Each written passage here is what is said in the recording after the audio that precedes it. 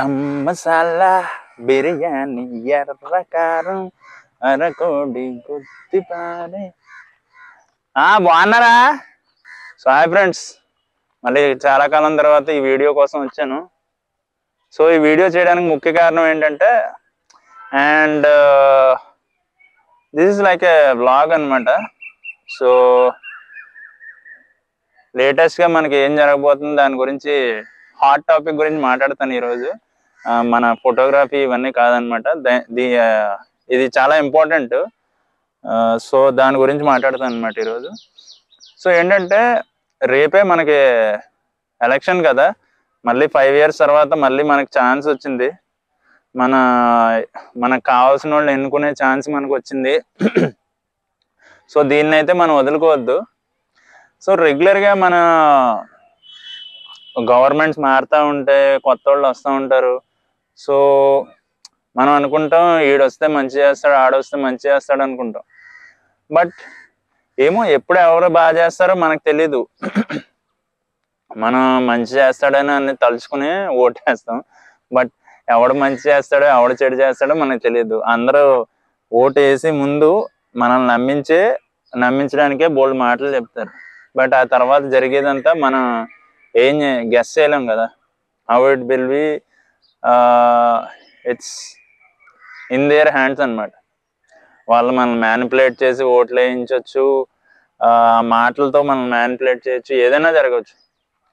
So మనకి ఏమీ తెలీదు, మనకి ఏం జరుగుతుందని మనకు తెలియనప్పుడు, సో మనకి ప్రీవియస్గా వాళ్ళ హిస్టరీ చూసి ఎవరైతే బాగా చేశారో వాళ్ళకి వేయడమే. సో ఇది ఒక విధంగా మన చేతిలో పవర్ ఉన్నట్టే ఒక విధంగా. బట్ దీన్ని చాలా జాగ్రత్తగా యూజ్ చేసుకోండి. అంటే ఎవడో డబ్బులు ఇచ్చాడు, డబ్బులు బాగా ఇచ్చాడు అని చెప్పి వాడికి ఓటేయడం కాదు.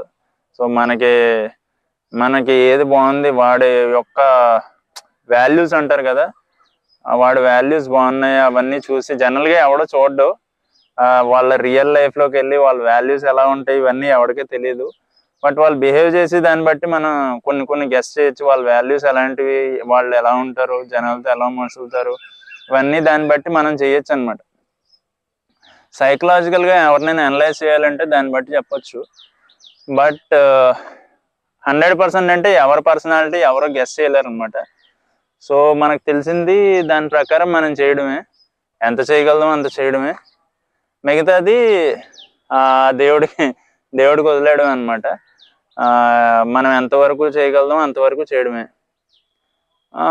సో ఇప్పుడు నేను ఏ పార్టీకి సపోర్ట్ అనేది చెప్పను అనమాట.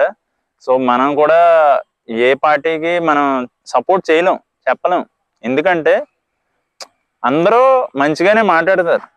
ఇప్పుడు ఫ్రాంక్గా మాట్లాడుకుందాం, ప్రతి ఒక్కళ్ళు మంచిగానే మాట్లాడతారు. ఇప్పుడు ఒక పార్టీ అని కాదు, సర్టెన్ పార్టీ గురించి నేను అగెనిస్ట్ అయితే కాదు.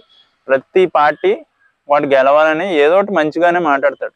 తర్వాత తెలుస్తుంది మనకి, ఆఫ్టర్ రిజల్ట్ వచ్చిన తర్వాత వాడు మంచిగా మాట్లాడా లేకపోతే జస్ట్ వాడి అవకాశాన్ని యూజ్ చేసుకోవడానికి అలా మాట్లాడాడని అప్పుడు తెలుస్తుంది. అప్పటి వరకు మనకేం తెలియదు. సో మనకు అనిపించింది ఏంటంటే, ఆ టైంకి అనిపించింది మనం చేయాలంతే. అండ్ ప్రీవియస్ హిస్టరీ ఇవన్నీ చూస్తాం జనాలు. బట్ అయినా కొన్నిసార్లు మనం రాజకీయం అంటేనే ఎంత, so it's all about deception and manipulation, frankly speaking అనమాట. ఎవడైతే బాగా జనాల్ని బాగా మ్యానిపులేట్ చేసి జాగ్రత్తగా మాట్లాడతాడో, వాడి మాటతో వాడిని క్యాప్చర్ చేస్తాడో వాడే గెలుస్తాడు అన్నమాట.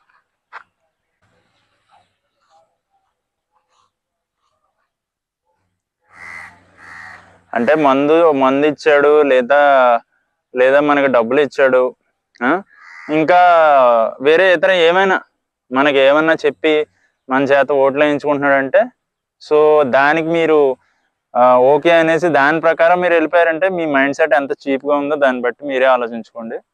అండ్ నేను ఇంత పచ్చిగా మాట్లాడుతున్నానని ఏమనుకోవద్దు. సో ఎందుకంటే ఇది చాలా ఇంపార్టెంట్ అండి. మీరు తీసుకునే ఈ ఒక్క డెసిషన్ వల్ల చాలా చాలా మారుతుంది. సో మన స్టేట్ యొక్క ఫేట్ మన చేతిలోనే ఉంది. ఈ ఒక్క డెసిషన్తో ఒక్క ఓటుకే కదా బొక్క ఏమవుతుంది అనుకుంటారు. ఆ ఒక్క ఓటుతోటే చాలా ఫేట్లు డిసైడ్ అవుతాయి. ఒక్క ఓటుతోనే ఒకడు గెలవచ్చు, ఒక్క ఓటుతోనే ఒకడు ఓడిపోవచ్చు. సింపుల్ అది.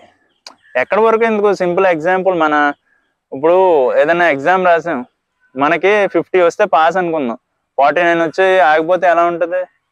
సో ఆ వన్ మార్క్ తోటే డిసైడ్ అవుతుంది. సో ఆ 1 ఓటు తోటే డిసైడ్ అవ్వచ్చు. సో అందుకే మీ ఓటు చాలా ఇంపార్టెంట్. సో ప్రతి ఒక్కళ్ళు ఏ పని ఉన్నా ఉన్నా అన్నీ వదిలేసుకుని రేపు ఒక్కరోజు మీకు పొద్దున్న సాయంత్రం వరకు టైం ఉంటుంది కాబట్టి రేపు ఒక్కరోజు ఏదో ఒక టైం చూసుకుని వెళ్ళి ఓటేయండి ఖచ్చితంగా.